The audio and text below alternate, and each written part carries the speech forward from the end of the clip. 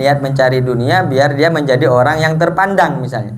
Wa yukasiru biha, dan memperbanyak siapa man biha dengan dunia, biar saya bisa kaya raya, saya bisa nyaingi si fulan. Oh itu kan dulu kan kawan saya itu bodoh dulu ndak tahu apa-apa, tiba-tiba dia kaya. Masa dia yang kaya ini bisa mengalahkan saya? Ini OKB orang kaya baru, saya loh orang kaya lebih dulu. Wah semangat dia bekerja.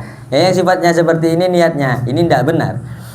Wa yubahi, dan berbangga-bangga siapa man biha dengan dunia. Wahada, dan adapun hal ini ma'dudun minal hamqal maghrurina, ialah dianggap siapa man minal hamqal maghrurina, dianggap minal hamqa dari orang-orang yang bodoh, al maghrurina yang tertipu, bal bahkan minal halikina termasuk orang-orang yang celaka.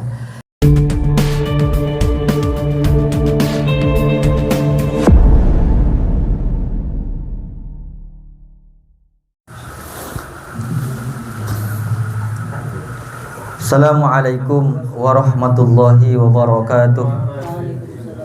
Alhamdulillah wassalatu wassalamu ala khairi khalqillah sayyidina wa maulana Muhammad ibni Abdillah wa ala alihi wa ashabihi wa man tabi'a sunnatahu wa iqtada bihudah ila yaumil liqa'illahi ta'ala wa la hawla wa la quwwata illa billah, amma ba'du.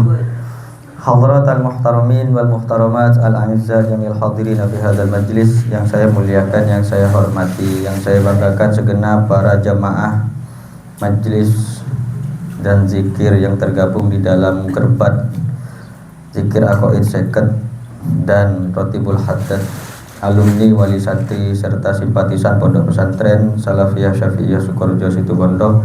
Wabil khusus kepada Sohibul Bait ataupun Sohibul Hajah serta keluarganya, mudah-mudahan kita semua yang hadir ini senantiasa dalam lindungan Allah Subhanahu wa taala, mendapatkan berkat dan syafaat dari baginda Rasulullah Muhammad sallallahu alaihi wasallam.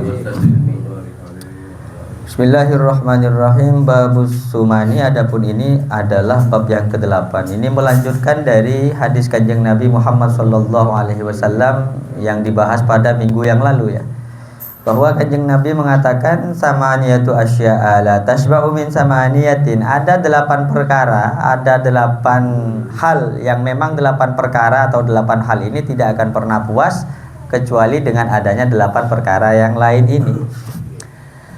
Yang pertama itu al-ainu minan nazari, mata tidak akan pernah puas dari selalu memandang, ingin selalu melihat. Wal ardu minal matori, serta bumi tidak akan pernah puas dari hujan. Wal unsa minaz zakari, laki-laki tidak pernah puas atau perempuan tidak pernah puas dari seorang laki-laki. Wal alimu minal ilmi, orang yang alim tidak akan pernah puas dari ilmu pengetahuan. Ini ada pertama 1, 2, 3, 4, 5 perkara yang disebutkan. Jadi 3 perkara berikutnya diantaranya adalah wasailu minal mas'alati.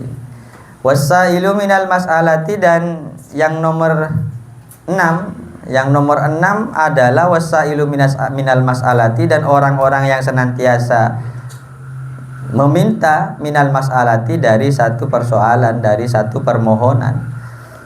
Orang yang tak pernah puas dari 8 perkara yang tidak akan pernah puas dimilikinya adalah orang yang punya karakter suka minta.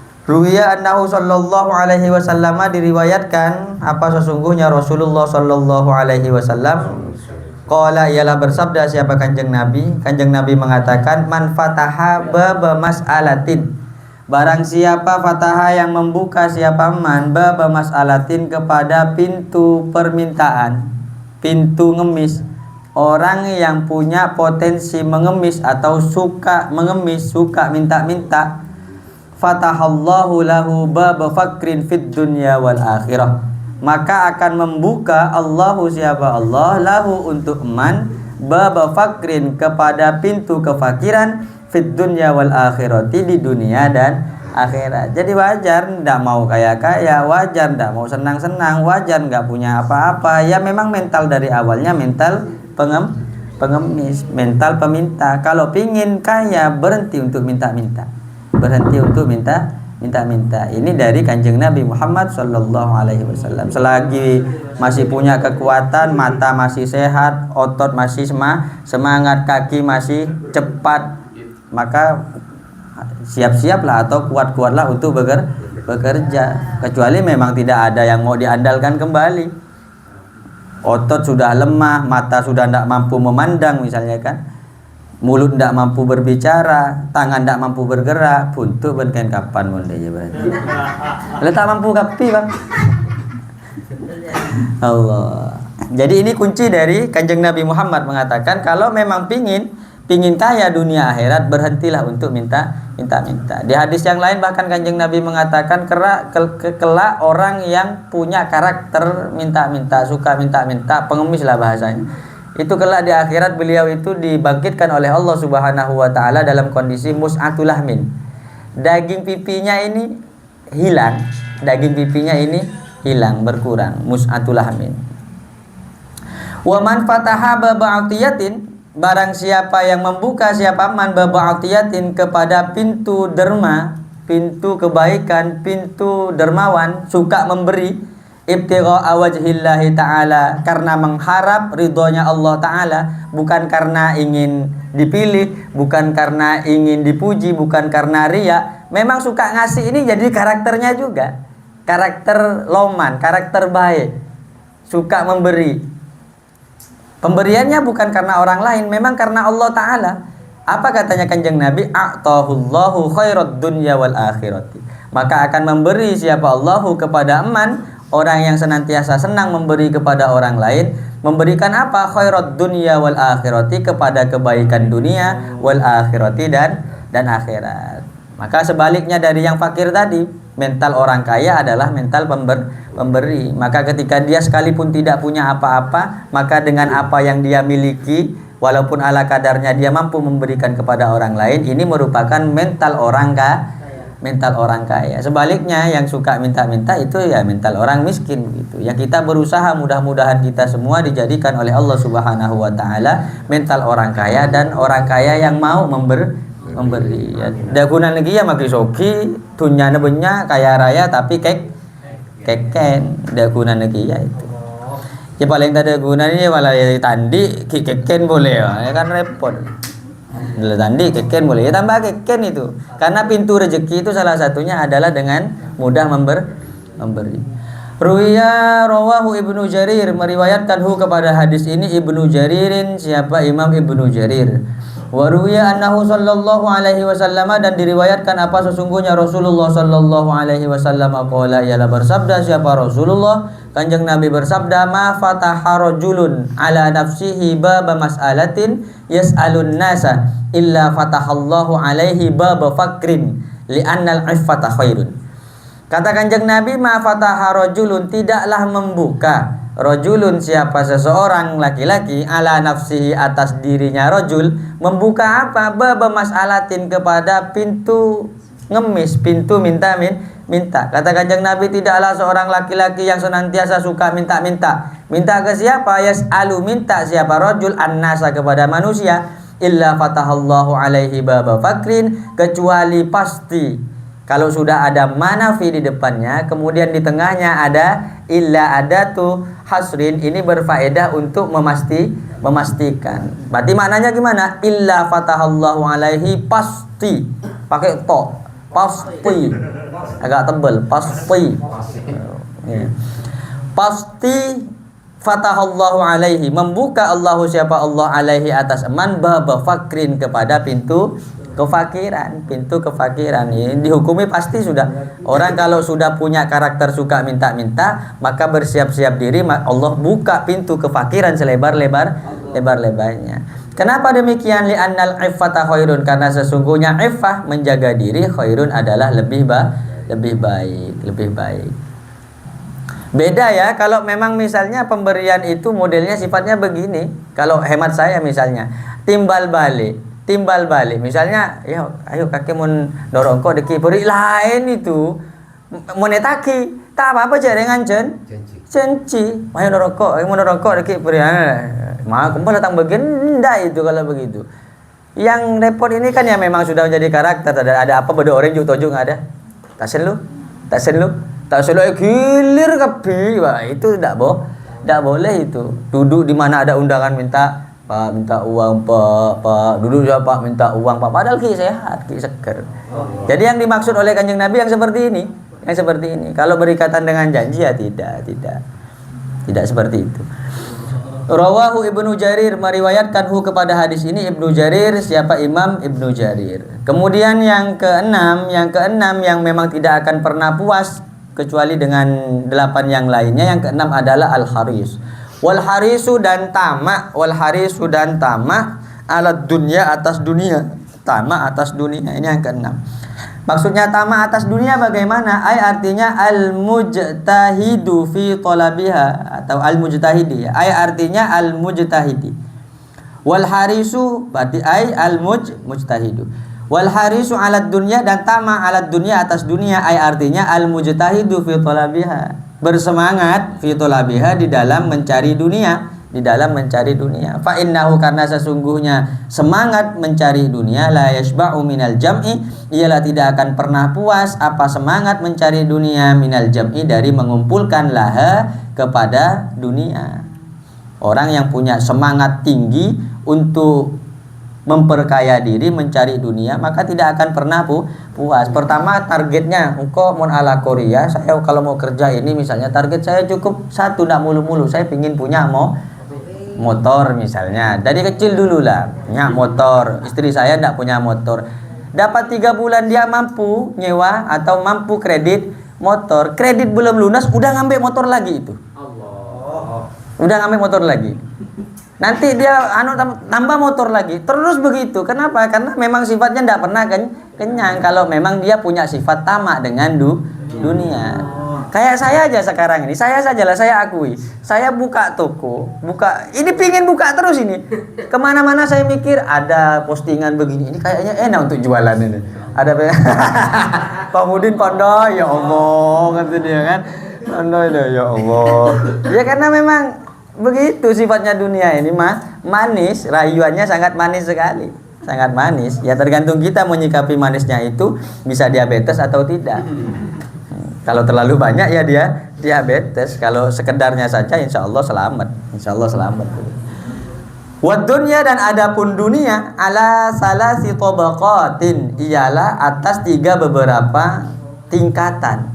Dunia itu dibagi 3 katanya. Dibagi 3. Yang pertama apa? Fadunya fiha thawabu. Yang pertama fadunya ialah dunia, fiha di dalam dunia, as-sawabu adapun pahala, adapun ganjaran. Fadunya, maka dunia, fiha ialah di dalam dunia, as-sawabu adapun pahala. Dunia yang mendapatkan pahala.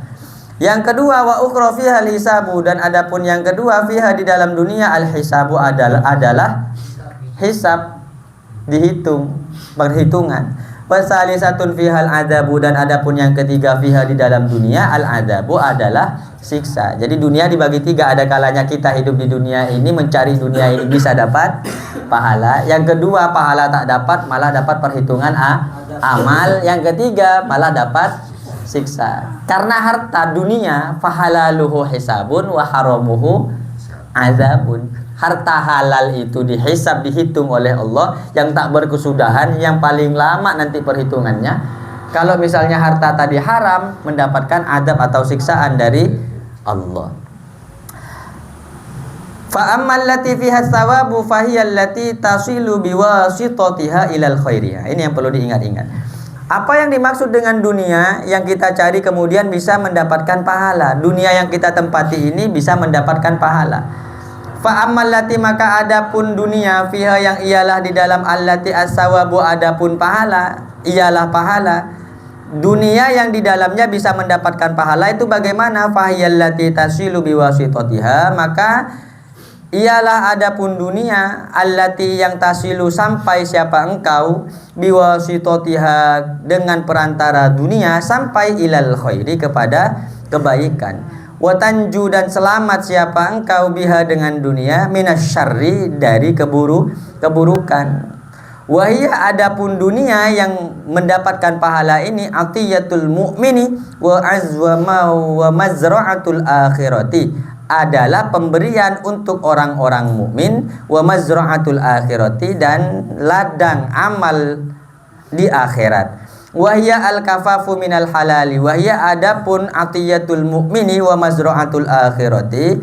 Al-kafafu adalah merasa cukup minal halali dari barang-barang halal. Maksudnya bagaimana kita hidup di dunia ini bisa mendapatkan pahala, bisa mendapatkan ganjaran. Caranya gampang. Gampang bagaimana katanya? Setiap dunia yang kita cari, yang kita peroleh, ternyata digunakan di dalam kebaikan. Menjadikan perantara ibadah untuk kita nyembah kepada Allah Subhanahu wa taala. Tadi saya ngobrol-ngobrol di warung kopi dengan Bang Udin, dengan Bang Erpin, dengan Bang Mat. Saya sampaikan di sana bahwa ketika kita duduk misalnya di hadapan kita ini air minum, ini dunia tidak? Ini dunia, makanan ini dunia tidak? Dunia. Nah, tinggal caranya kita mau mengelola yang ada di hadapan kita ini. Mau dikelola sawab, mau dikelola hisab, atau mau dikelola azab. Tadi kan ada tingkatannya. Kalau mau dikelola sawab, pahala, caranya gampang. Kita makan niat untuk kuat ibadah kepada Allah. Kita minum kopi misalnya untuk kuat melek. Tujuan melek apa? Ibadah kepada Allah. Nah, dunia tadi bisa menjadi pahala. Ngumpul-ngumpul misalnya kan, minum kopi agar supaya kuat muka pintunya orang, romana orang, ngangkui linggis, iya.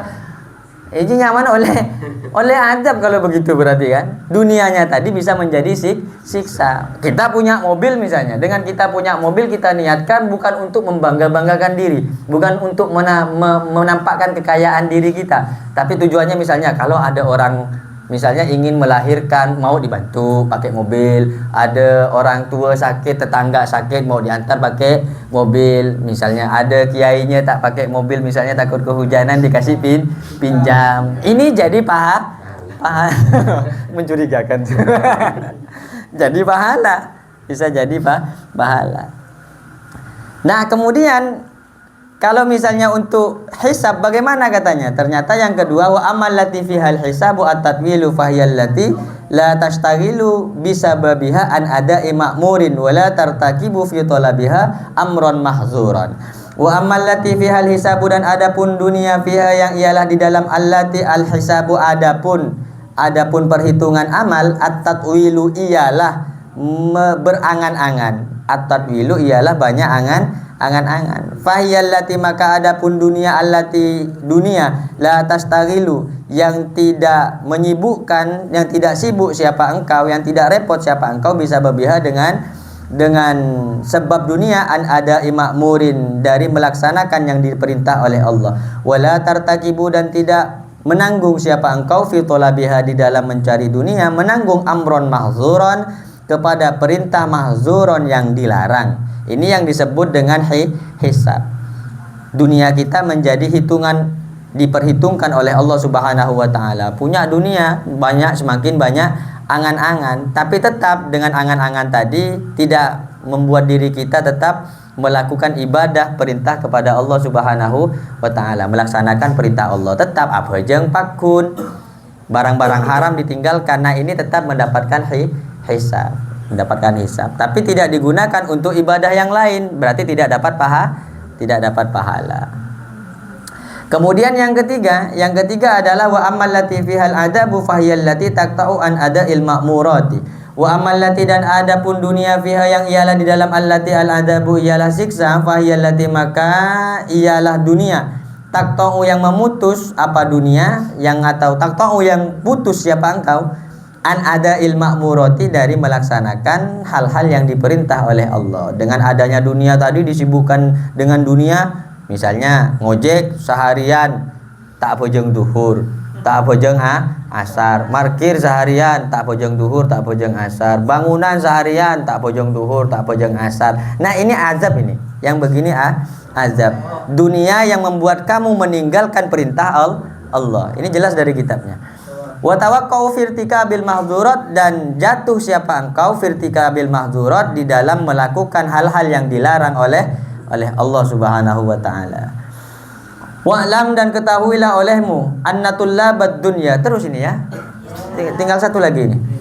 Wa'lam, dan ketahuilah olehmu, annatullabad dunya, kepada sesungguhnya para pencari dunia. Para pencari dunia ala anwa'in, ialah atas beberapa macam. Orang yang gemar mencari dunia ini ada macam-macamnya katanya. Yang pertama bagaimana? Faminhum, maka ialah di antara mereka man, adapun orang yatlubuha ala niyati silatil aqrabin. Man, adapun orang yatlubuha yang mencari siapa manha kepada dunia ala niyati silatil aqrabin, atas niat menyambung silaturahmi kepada kerabat dekat.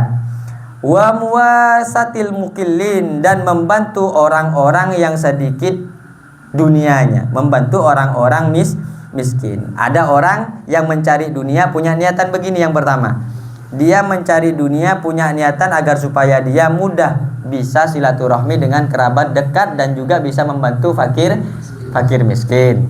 Misalnya dengan saya kerja, saya punya banyak uang, nanti akan saya kumpulkan keluarga saya yang jauh, yang ada di Jawa, yang ada di Lombok misalnya, yang ada di Bali, mau diadakan silaturahmi, nanti mau saya kasih uang 100 ribuan misalnya. Yang niat seperti ini macam yang pertama. Serta kalau ada orang yang tidak mampu, nanti mau saya bantu.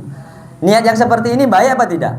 Wahada, adapun hal ini yu'addu minal askhiyai, ialah dianggap apa niat seperti ini minal askhiyai, ialah termasuk dari dermawan. Walahu sawabun, dan ialah bagi niat seperti ini sawabun, adapun pahala. Ini dapat pahala. Yang niat orang kerja niatnya begini, saya niat markir, saya niat ngojol, saya niat bangunan, saya niat di pasar. Kalau saya banyak duit, saya jualan ini, saya kumpulkan seluruh kawan-kawan saya, saudara-saudara saya, nanti mau saya santuni dia, kasih beras, kasih bantuan, kasih semacamnya. Niat seperti ini baik, dapat pahala. Tapi catatannya in wafaqo amaluhu niyatahu, jika sesuai amaluhu apa kerjanya man niyatahu kepada niatnya. Artinya dia niat sekarang kan belum kaya nih. Nanti kalau ternyata ketika sudah kaya dia penuhi niatnya tadi, maka dia dari beberapa tahun dia niat itu dapat pahala. Dilipat gandakan pahalanya oleh Allah. Niat awalnya dapat dia pahala. Kita niat besok mau kerja nih, kita niat untuk silaturahmi, kalau kita dapat pahala. Tapi pahala itu akan dilipat gandakan oleh Allah kalau dipenuhi. Kemudian walakinnahu, sekalipun tadi dapat pahala, akan tetapi seseorang, akan tetapi man la hikmata indahu, tidak ada hikmah indahu di sisinya eman. Loh, kok bisa tidak ada hikmahnya katanya? Li'annal hakima la yatlubu amron, karena sesungguhnya al-hakim, orang yang bijaksana, la yatlubu amron, ialah tidak mencari siapa hakim, amron kepada satu persoalan, la yadri madza yakunul halu inda husulihi, la yadri yang tidak tahu siapa hakim, madza yakunul halu, madza kepada apa, yakunu ada al halu apa keadaan, inda husulihi ketika memperoleh atau diperolehnya eman, atau diperolehnya amron. Orang yang bijak itu adalah orang yang tahu dengan apa yang dia perbuat. Kalau ternyata niatnya baik, saya kalau misalnya banyak duit nanti mau santunan, mau kumpulkan keluarga saya, mau saya kasih uang, niatnya baik apa tidak nih? Baik. Dapat pahala enggak? Dapat pahala. Tapi dia ini kerjanya enggak tahu saya duit nanti dapat dari mana nih, kerjanya saya kerja apa? Oh, ternyata kerjanya syubhat. Lah yang seperti ini nih enggak ada hikmahnya, sia-sia. Maka ada pertanyaan, bagaimana misalnya kalau saya kerja uangnya uang haram dari hasil judi, dari narkoba, lalu kemudian saya santunkan kepada anak yatim, apa saya dapat pahala? Tak oleh. Ini disebut dengan perbuatan yang sia-sia. Bahkan tujuan yang seperti ini disebut dengan makar, wa makarallah. Dia seolah-olah ingin menipu Tuhan yang seperti ini. Jelas-jelas duitnya duit narkoba, jelas-jelas duitnya duit haram, kemudian dikelola untuk bantuan ini, bantuan itu, bantuan ini. Di keagamaan lah sifatnya, agar supaya harta tadi bisa menolong dirinya kelak di hadapan Allah. Oke, secara zahir memang ini bantuan real di jalan Allah, di dalam agamanya Allah. Tapi nanti kelak orang tadi, seperti sebagaimana di dalam kitab Sulam itu, orang yang wa makarallah, dia dengan niat misalnya, ataupun tidak niat tapi seolah-olah menipu Allah Subhanahu wa taala, kelak akan dimasukkan orang tadi oleh Allah ke dalam tong tadi, kemudian dibuang ke dalam api neraka. Maka ketika orang tadi komplain, ya Allah, kenapa saya disiksa wahai Allah? Saya kan tidak melakukan kesalahan apa-apa. Apa jawabannya Allah? Saya tidak menyiksa kamu, tapi saya buang tong. Kan begitu. Ya, artinya orang tadi seolah-olah bercuci Cuci tangan. Cuci tangan, mau bersihkan perbuatannya. Allah Maha tahu terhadap perbuatan kita. Wa minhum, dan di antara mereka orang-orang yang bekerja mencari dunia itu man, adapun orang yatlubuha, ialah mencari siapa manha kepada dunia biniyatina syahwati, dengan niat memperoleh keinginannya. Saya bekerja biar saya kaya, saya bekerja biar saya punya mobil, saya bekerja biar istri saya bisa belanja, bisa olahraga, bisa beli sepeda listrik, bisa beli motor Vespa yang baru 40 juta, bisa beli PCX yang terbaru, misalnya begitu kan.